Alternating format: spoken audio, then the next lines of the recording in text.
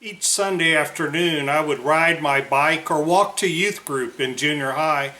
Church was about a mile away, shorter by cutting through friendly neighbors' yards. For 2 weeks, we listened to 2 parts of a reel-to-reel tape of Nicky Cruz sharing his testimony. Although I couldn't see him, I was drawn to the authenticity of his voice as I was fascinated by his story. Nicky had been a Mau Mau gang leader in New York City. He talked about knife fights with other gangs and the power he commanded from those who followed him or feared him. 10 years before, 20-something Dave Wilkerson had personally told him he was loved by God. Soon, that preacher trusted him with the offering at a worship gathering for gangs. It was the first time in his life he ever felt loved or trusted. Nicky gave his life to Jesus that night. He gave up his knife, received the Holy Spirit, and would soon become a preacher.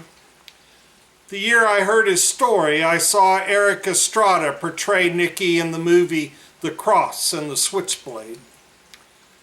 While I never experienced this style of testimony from Second Presbyterians, I heard it at some community youth gatherings.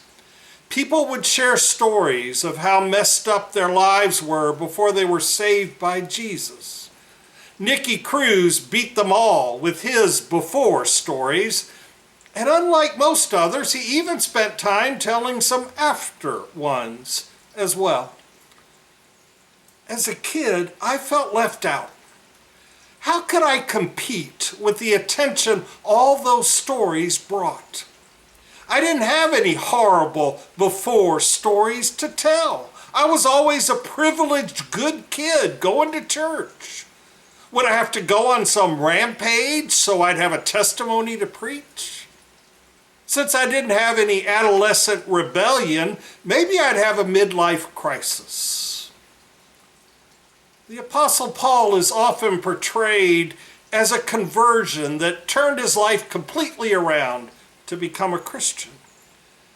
As I spend a lifetime of hearing testimonies from people who have only after stories to share because they grew up in the church, I wonder if Paul had a transformation to more profoundly understand the faith of his fathers and mothers in which he was raised. Maybe not either or, better or worse, but both and. What examples of testifying to faith experiences have you been given by others? What do you consider to be typical? What unique testimony of your journey do you have to share?